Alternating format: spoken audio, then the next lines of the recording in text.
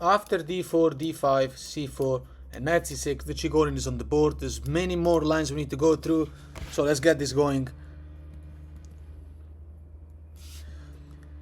Let's go once again to the main line. We're gonna see something that we haven't seen yet. So after knight c3 and knight to f6, pawn takes in d5. It's not the main line, it's the second most played line, but it still covers the main line idea of c takes in d5, which is one of the main points of the Queen's Gambit. Okay, now obviously we take with the knight because the knight's protecting d5, so we can't go there with the queen and do the usual move queen d5, knight c3, and then bishop b4. It's a completely different game now. So now white goes on with the main move e4, taking control of the center with 2 pawns. Now we have to take the knight, and strangely enough, we're basically giving white these 3 pawns. This is why this is one of the main lines of the white player, because it's a matter of fact, it's actually a very good setup to play. Black plays now e5, putting triple attack over the pawn in d4, forcing white to give a reply. White can't really take, there will be a double pawn here, an isolated pawn in c5 allows the queen swap. There's absolutely no sense in doing that. The white player will push the pawn in d5. Okay, now we place the knight back to b8. Knight to a5 is not convenient in this situation. Knight to b8, and now after knight f3 attacking the pawn and bishop d6 defending it, we're gonna go through a few options.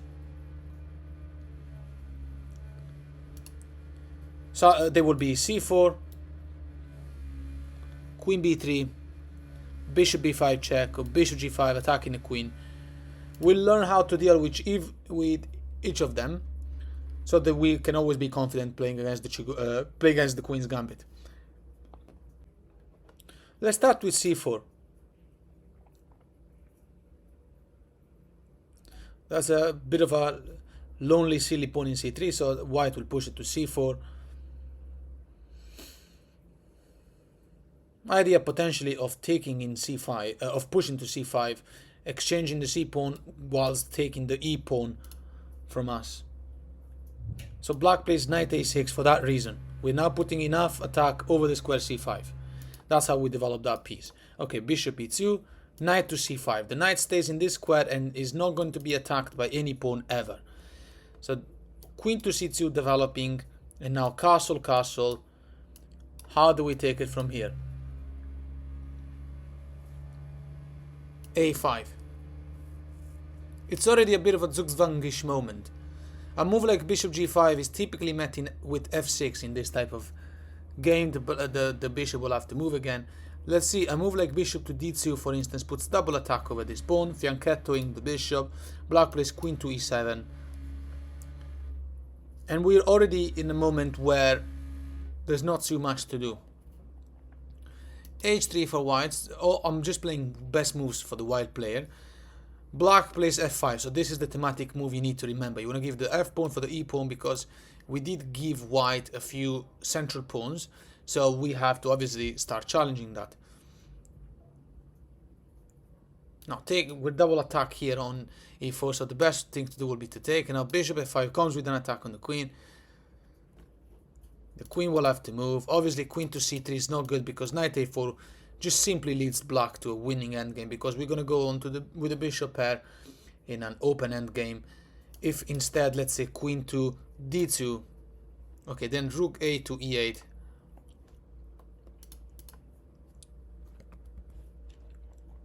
And after the best moves, rook a to d1 and h6.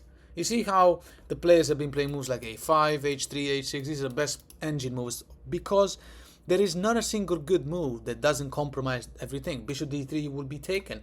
Bishop can't go anywhere else. Knight can't move to h4 or g5. Will be taken everywhere. So there are no moves that don't compromise everything. Queen c3, you make a fork. Queen c2 gets taken. Queen c1 is terrible. So after bishop a3 now, e4, knight moves, and now queen to e5, threatens checkmate. There was nowhere else to go for the knight.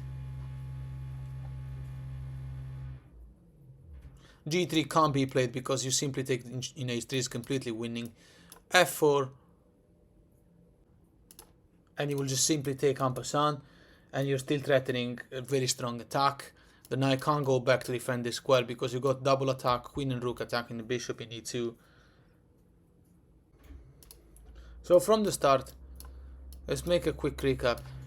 Knight C3, knight F6, okay, take, E4, take the knight, pawn takes, and now E5 is the key move to remember. D5, knight to B8. Knight F3 attacking the pawn, bishop to D6.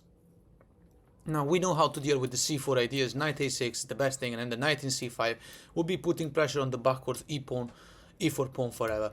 So let's look at something else. Queen to B3 is a thematic move here. It stops the development of the light squared bishop, targeting the pawn B7. Develops the queen like that.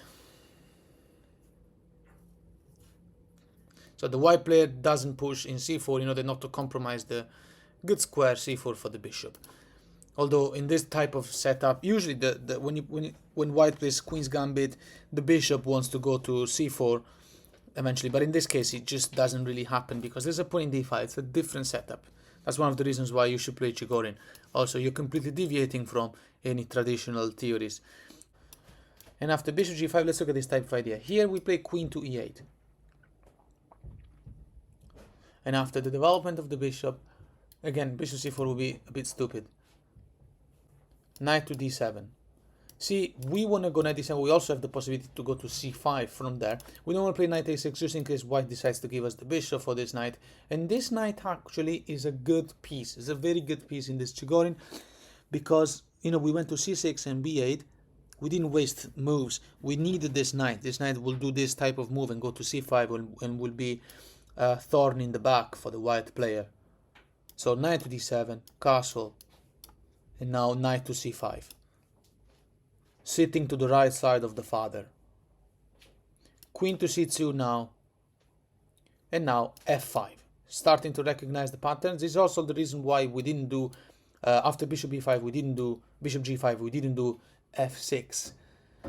Okay, we were going to play F5 eventually. So at this point, instead of wasting F6 and the bishop move and then F5, we just moved the queen to E8 and made a crucial tempo move with the queen, because eventually we might want to play queen H5. This is a typical type of move when player plays the F pawn. For instance, you play king gambit or Vienna gambit or whatever type of opening where you give the F pawn and then you play the queen here and here, or like Grand Prix, for instance. Okay, so again, there's double attack on this pawn. Bishop going to D3, you will just take it. So pawn takes in F5, bishop takes. And after queen to C1, bishop to D3. So we're trading this strong white bishop. It's an open game, so they're both potentially strong. But the thing is, we will love to infiltrate our knight in D3, protect it with E4. Let's see what happens. Rook to E1. These are all best moves now by white. Take, take. Queen to H5. So you see why F6 with the idea of playing F5 eventually doesn't make sense. He would rather play Queen E8 and then F5 in one move. One tempo win really means everything. Now here the knight is pinned in E4. What happens now? H4 is the best move because we're threatening E4. White can play knight D4. I forgot to mention that. And when that happens, we're gonna have pawn pushes, and we're gonna have double attack over the square H2. So by playing E4, we're trying to remove the defender of H2. So H4 is white's best move. However, here's the hammer now. Rook to F3. Boom! It's an incredible move. Pawn takes back, and now H6 attacking the bishop. We are winning 3 pieces for a rook, unless the white player wants to try and preserve his pieces. Let's say bishop to E3, but now queen to F3, and it looks weird. Well, not really, because right now we're attacking the rook. So bishop takes, we're attacking the rook, and we should be able to go to a slightly better endgame, of course. White's best move is queen to F1, protecting the rook and bringing the queen closer to the defense. However, queen to G4 check. queen to g2 is not possible because he will win the rook. So after king to h1, king to h2 will run into the discover check. So after king to h1, queen to h4 check, king to g1, check again, king moves, e4. And now we're threatening checkmate to follow. This cannot be stopped unless white wants to give us the rook. And by the way, f4 doesn't help, because you will just take en passant. Although you might argue that now white has another piece defending the square h2. So let's say rook to f2 for instance. Queen h4 check, king moves, rook to e8, attacking the bishop. And after rook to d1, defending. Of course, bishop takes knight will come into bishop pinning the rook, so that's a joke. So queen g3 check, king moves, and now knight to e4. Checkmate is now unstoppable.